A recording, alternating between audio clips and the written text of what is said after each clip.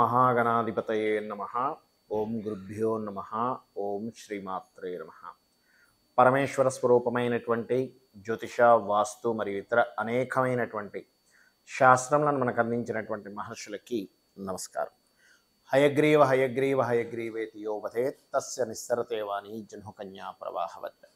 అరుణాం కరుణాతరంగితాక్షీం ధృతపాశాంకుశపుష్పబాణచాపాం అనిమాదిభిరావృతాం మయూకైః అహమిత్యేవ విభావయే భవానీం. శ్రీమాత్రే నమః. ప్రేక్షకులకి ఆ లలితాంబిక అమ్మవారి యొక్క అనుగ్రహం పరిపూర్ణంగా కలగాలని మనస్ఫూర్తిగా కోరుకుంటూ మనం ఈరోజు 1వ తేదీ నుంచి 7వ తేదీ వరకు, సెప్టెంబర్ 1 నుంచి 7వ తేదీ వరకు ఉన్నటువంటి గ్రహస్థితి ఏ విధంగా ఉంది, ముఖ్యంగా చూసుకున్నట్లయితే ఇక్కడ రవి తన ఓన్ హౌస్లో ఉన్నాడు, సింహరాశిలో. శుక్రుడు నీచబడి కేతువుతో కలిసి ఉన్నాడు. అదేవిధంగా కర్కాటకంలో బుధుడు మరియు బుధుడి యొక్క రాసుల్లో అంటే మిథునంలో కుజుడు, వృషభంలో గురువు, మీనంలో రాహువు, శని వక్రించి కుంభంలో ఉన్నాడు. ఈ యొక్క గ్రహస్థితిని అనుసరించి 12 లగ్నాల వారికి, ఎప్పుడు నేను లగ్నాన్నే ప్రాధాన్యంగా తీసుకుంటాను, లగ్నం తెలియని వారు రాశించి తీసుకోండి, ఏ విధంగా ఉండబోతుంది, ఏ గ్రహాలు బలంగా ఉన్నాయి, ఏ గ్రహాలు పాజిటివ్ ఫలితాలు ఇస్తున్నాయి, ఏ గ్రహాల విషయాలు జాగ్రత్త వహించాలి, ఈ యొక్క విషయాలు చెప్తుంది నేనైనప్పటికీ కూడా చెప్పేస్తుంది సాక్షాత్ ఆ లలితా అమ్మవారిగా భావిస్తూ అంటే కొంతమందికి ఏమవుతుందంటే కేవలం ఇది ఒకటే కాకుండా వాళ్ళ పర్సనల్ చార్ట్లో కూడా ఏం చూసుకోవాలనేది ఉంటుంది. ఆ విషయం కూడా మీరు తెలుసుకోవాలనుకుంటే వీడియో ఆఖరి వరకు చూడండి. ఒక్కొక్క లగ్నం గురించి మనం తెలుసుకుందాం. మిథున లగ్నము, మిథున రాశి. మిథునం వారికి కనుక చూసుకున్నట్లయితే పర్టికులర్గా ఇక్కడ మీ యొక్క రాస్యాధిపతి అయినటువంటి బుధుడు 2లో ఉన్నాడు. ఇది చాలా మటుకు ఫైనాన్షియల్ గ్రోత్ని ఇవ్వడానికి సూచిస్తుంది. కాకపోతే మీ యొక్క రాశిలో కుజుడు ఉన్నాడండి. ఇక్కడ ఈ కుజుడు ఉన్నప్పుడు ఏంటంటే మిథునం వారికి కొంత అలసట, స్ట్రెస్ ఎక్కువ అవుతూ ఉంటుంది. అనవసరంగా అంటే ఇది పూర్వజన్మ కర్మాధిపతి అవుతాడు మీకు కుజుడు. కాబట్టి పూర్వజన్మ కర్మరీత్యా అనవసరమైన వివాదాలు రావడము, బాడీ పెయిన్స్ రావడము, కొంత అగ్రెసివ్గా కొన్ని పనులు చేయడము, ఇటువంటివి మీకు కలుగుతూ ఉంటాయి. ఈ యొక్క విషయాల పట్ల కాస్త జాగ్రత్తగా ఉండండి అనేటువంటి చాలా స్పష్టంగా గోచరిస్తుంది. అలాగే మీ యొక్క సిబ్లింగ్స్ ఎవరైతే ఉంటారో వారితో చిన్న చిన్న ఈగో క్లాషెస్ రావడం కానివ్వండి, లేదా ఈ 3వ అధిపతి ఎక్కడైతే ఉన్నాడో ఈ 3వ అధిపతి ఉన్న కండిషన్ ఏంటంటే కొంచెం కొత్త పరిచయాలు ఈ రాజకీయ నాయకులతో అవుతాయి, అవ్వని కాదు. కాకపోతే ఈ 3 తర్వాత ఈ 12వ అధిపతి అయినటువంటి శుక్రుడు 4లో కూర్చున్నాడు. అంటే శుక్ర భగవానుడు నీచ స్థానంలో మీకు 4లో ఉన్నాడు, అది కూడా కేతువుతో కలిసి. దీనివల్ల ఏంటంటే మీరు ఏదైనా ఒక ప్రోడక్ట్ లేనట్లయితే మీరు ఏదైనా ఒక పని ప్రారంభించేటప్పుడు, ఏదైనా ఒక కన్స్ట్రక్షన్ ప్రారంభించేటప్పుడు ఇటువంటి సమయాల్లో కాస్త జాగ్రత్త వహించాలి అనేటువంటి చాలా స్పష్టంగా గోచరిస్తుంది. అలాగే మరొక విషయం ఏంటంటే ఇక్కడ వీటితో పాటు ఈ 3, 4వ అధిపతి శుక్రకేతువులు మరియు ఈ 4వ స్థానంలో 5వ అధిపతి ఉన్నందుకు మీ యొక్క సంతానాన్ని ఎక్కడికైనా విదేశాలకు పంపించేటువంటి విషయాలలో కాస్త జాగ్రత్త వహించాలి. అదొకటే కాకుండా ఏదైనా ఒక ల్యాండ్ కొంటున్నాము, లేనట్లయితే ఒక ప్రాపర్టీ డాక్యుమెంటేషన్ సరిగ్గా ఉందో లేదో చూసుకోకుండా ఏదైనా అగ్రిమెంట్ ఏదైనా చేస్తున్నామా, రిజిస్ట్రేషన్ ఏమైనా చేస్తున్నామా, లేనట్లయితే ఒక్కోసారి మనం నేర్చుకుంటూ ఉంటాం, రకరకాల కోర్సెస్ చేస్తూ ఉంటాం, ఆన్లైన్లో ఏదో డబ్బులు కడుతూ ఉంటాం. అలా ఏదైనా మనీ కట్టి మనం ఏమైనా మోసపోతున్నామా, సరైనటువంటి ఎడ్యుకేషన్ రిలేటెడ్ సంబంధించిన దాంట్లోకి వెళ్తున్నామా లేదా, తల్లిగారి ఆరోగ్యం ఎలా ఉంది, ఇవన్నీ కూడా కాస్త చెక్ చేసుకోవాల్సిన పరిస్థితి ఉంది.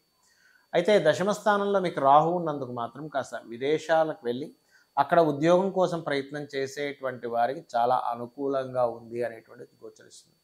అలాగే మరొక విషయం ఏంటంటే ఇక్కడ ఈ యొక్క రాస్యాధిపతి ఎవరైతే ఉన్నారో, ఈ బుధుడు ఎవరైతే ఉన్నారో, ఈ బుధుడు 2లో ఉండడం అనేటువంటిది చాలా మటుకు మీకు ఈ ఫుడ్ రిలేటెడ్ బిజినెస్లో ఉండేటువంటి వారికి, లేనట్లయితే ఈ ట్రావెలింగ్ ట్రాన్స్పోర్ట్ రిలేటెడ్ సంబంధించిన వీటిలో ఉండేటువంటి వారికి కొంతవరకు ఊరట ఉంటుంది. కాకపోతే ఈ ట్రాన్స్పోర్ట్కి మళ్ళీ శుక్రుడు కారకుడు అవుతాడు. కాబట్టి ఈ శుక్రుడి యొక్క సంబంధం అనేటువంటిది అంత అనుకూలంగా కనిపించట్లేదు. కాబట్టి కాస్త వాహనాల మీద వెళ్ళేటప్పుడు, ప్రయాణాలు చేసేటప్పుడు కూడా కాస్త జాగ్రత్తగా ఉండండి. మీరు నవగ్రహాల్లో ముఖ్యంగా శుక్రకేతు గ్రహాల దగ్గర దీపారాధన చేయండి. లలితా అమ్మవారి యొక్క స్తోత్రాల్లో ప్రధానంగా కామేశ్వర ముఖాలోక కల్పిత శ్రీ గణేశ్వర అనేటువంటి నామస్మరణ చేయండి, అన్ని విధాలా బాగుంటుంది.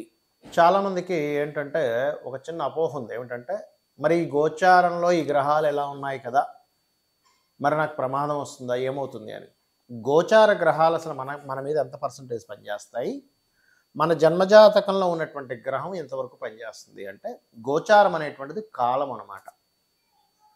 బయట ఉండేటువంటి ఒక ట్రాఫిక్ అనుకోండి, బయట ఉండేటువంటి అట్మాస్ఫియర్ అనుకోండి, సిచ్యువేషన్స్ అనుకోండి, ఇవన్నీ గోచారం. జన్మజాతకం అనేటువంటిది మన స్ట్రెంగ్త్, మనం పూర్వజన్మల్లో ఎటువంటి కర్మ చేశాము, ఒకరికి చక్కగా విద్య నేర్పామా, లేనట్లయితే ఒకరికి సహాయం చేసామా, ధన సహాయం చేసామా, మాట సహాయం చేసామా, లేకపోతే ఒకరిని ఇబ్బంది పెట్టామా, ఒకరిని మానసికంగా క్షోభ పెట్టామా, ఇవన్నీ కూడా మనం పూర్వజన్మ చేసుకున్న కర్మను బట్టి మన జన్మజాతకంలో ఉండేటువంటి లగ్నం నుంచి ద్వాదశ భావాలు ఏవైతే ఉన్నాయో, నవగ్రహాలు, అందులో ముఖ్యంగా 2 ఛాయాగ్రహాలు ఉన్నాయో, అవి భగవంతుడు గొప్పగా తయారు చేసిన ఒక సాఫ్ట్వేర్. అంటే చూడండి, మనం ఒక కారులో వెళ్తున్నాం, ఉదాహరణకి సిగ్నల్ పడింది, అయినా చూసుకోకుండా దాటేసాం, వెంటనే ఏం చేస్తుంది, కెమెరా అక్కడ ఫోటో తీస్తుంది, మనకి ఫైన్ వచ్చేస్తుంది. అలాగే చాలా గొప్ప సాఫ్ట్వేర్ భగవంతుడు క్రియేట్ చేసింది ఏంటంటే ఈ నవగ్రహాలు. నువ్వే తప్పు చేసినా ఇమీడియట్గా స్నాప్షాట్ వెళ్ళిపోతుంది, నువ్వు నెక్స్ట్ జన్మలో అనుభవించాలి. నువ్వే మంచి చేసినా ఇమ్మీడియట్లీ వెళ్తుందండి, అది కూడా ఉంది. అంటే ఎలాగా అంటే చెప్తాను చూడండి. ఇప్పుడు మీ యొక్క రవి బాగోలేడు అంటే దాని అర్థం ఏమిటంటే, మీరు పూర్వజన్మల్లో మీ యొక్క అధికారం దుర్వినియోగం చేశారు.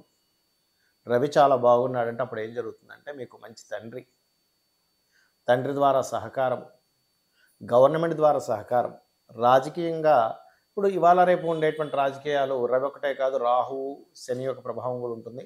బట్ ఆరోగ్యం బాగుంది అంటే రవి. అంటే పాస్ట్ లైఫ్లో ఎవరికో మీరు ఈ ఆరోగ్య సంబంధించిన విషయాలు కానివ్వండి, లేకపోతే అధికార సంబంధించిన విషయాలు కానివ్వండి, తెలుసో తెలియకో అజ్ఞానంలోనో స్వార్థం కోసమో ఏదో తప్పిదం జరిగింది అక్కడ. సో దాన్ని మీరు సెట్ చేసుకునే దానిలో ఉండాలి. అంటే మనం ఇప్పుడు ఈ లైఫ్లో నేనేం చేయగలను అనే దాన్ని మీరు అర్థం చేసుకోవాలి. అలాగే మానసికంగా ఎక్కువ కృంగిపోతున్నాము, మూన్ యొక్క స్థితి బాగాలేదు, లేదా 4వ స్థానాధిపతి స్థితికి సంబంధించింది ఎక్కడో ఏదో మిస్టేక్ చేశారు పాస్ట్ లైఫ్లో అని మీరు రియలైజ్ అవ్వగలగాలి.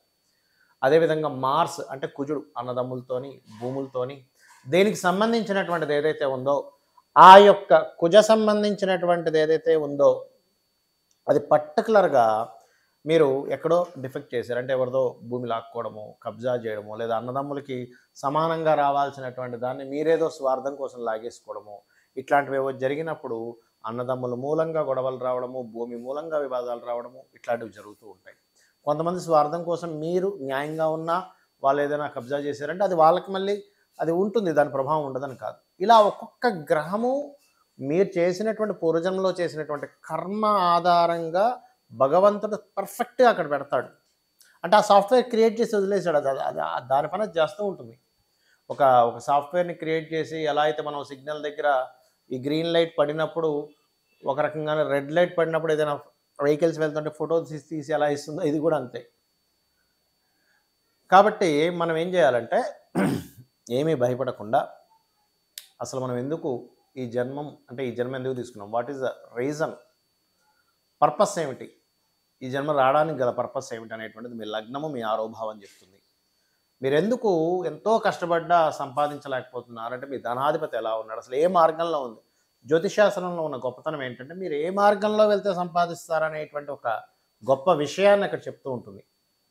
అలాగే మరొక విషయం ఏంటంటే, దీంతోపాటు ఇక్కడ చాలామందికి తెలియని విషయం ఏంటంటే,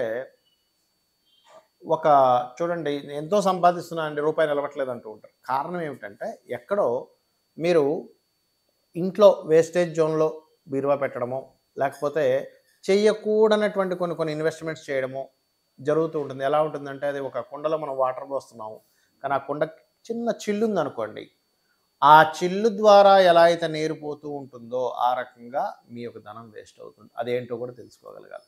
అలా 1 కాదు 2 కాదు, వివాహ సమయాలు తెలుసుకోవచ్చు జ్యోతిషాస్త్రం ద్వారా. ఏ బిజినెస్ చేస్తే బాగుంటుందో తెలుసుకోవచ్చు, ఎక్కడ నేను రాంగ్ స్టెప్ వేస్తున్నానో తెలుసుకోవచ్చు, ఏ దేవతా ఆరాధన చేస్తే బాగుంటుందో తెలుసుకోవచ్చు, మీరు ఏ రత్నధారం చేస్తే బాగుంటుందో తెలుసుకోవచ్చు, ఏ దేవతా ఆరాధన చేస్తే బాగుంటుందో తెలుసుకోవచ్చు. ఎవరికి సేవలు రకరకాలు ఉంటాయి. మీకు మీ యొక్క పూర్వజన్మ కర్మ తొలగిపోవడానికి ఈ జన్మలో ఎవరిని సేవించాలి? అందరినీ సేవించాలి, కానీ ప్రత్యేకంగా ఎవరిని ఎక్కువ మీరు సేవించాలి. ఎందుకంటే మీ పూర్వజన్మలో చేసుకున్నటువంటి కర్మ ఏ రూపంలో మీకు కనెక్ట్ అవుతుంది, దాన్ని మీరు ఎట్లా చేసుకోవాలనేటువంటిది మీ పర్సనల్ చార్ట్‌లో ఉంటుంది. మరి గోచారం అంటే కాలము. అంటే ఈ కాలానికి సంబంధించినటువంటిది సిట్యుయేషన్స్ ఎలా ఉన్నాయి? సో, ఇలా ఉంది కాబట్టి ఇప్పుడు మీకు ధనస్థానం మీద ఫలానా గ్రహం కనెక్ట్ అయ్యి ఉంది కాబట్టి మీరు దీనికి ఏమి చేయాలి? ఇప్పుడు ఎలాగ నిర్ణయం తీసుకోవాలి? ఎట్లా జాగ్రత్తగా ఉండాలనేటువంటి మనం చూడండి, ఇప్పుడు బయట వర్షం పడుతుంది. అప్పుడు ఏం చేస్తాం? అమ్మో! వర్షం పడుతుందని గొడుగు పెట్టుకొని వెళ్తాం. అంటే ఏంటి, కాలంలో అట్మాస్ఫియర్ లేదా చలి ఉంది కోటేసుకొని వెళ్తాం. బాగా ఎండుంది, అమ్మో కొంచెం కారులో వెళ్దామండి, అమ్మో మనం బైక్ మీద వెళ్ళలేమంటాం. అంటే వడదెబ్బ తగులుతుంది. అంటే ఏమిటి, కాలంలో ఉండేటువంటి మార్పులను బట్టి మనం ఎలా జాగ్రత్తలు తీసుకుంటామో, గోచార ఫలితాలు మనం వార ఫలితాలు చెప్పుకుంటున్నా, మాస ఫలాలు చెప్తున్నా, ఏం చెప్తున్నా దీనికి సంబంధించిందని మీరు అర్థం చేసుకోవాలి. ఈ రకంగా మీ యొక్క జన్మజాతకంలో ఉండేటువంటి గ్రహాల స్థితిగతుల్ని, గోచారంలో ఉండేటువంటి స్థితిగతుల్ని ఎప్పటికప్పుడు తెలుసుకుంటూ మీరు పరిపూర్ణమైన విజయాన్ని ఆ యొక్క అమ్మవారి అనుగ్రహంతో మీరు పొందాలని మనస్ఫూర్తిగా కోరుకుంటూ శ్రీమాత్రే నమః.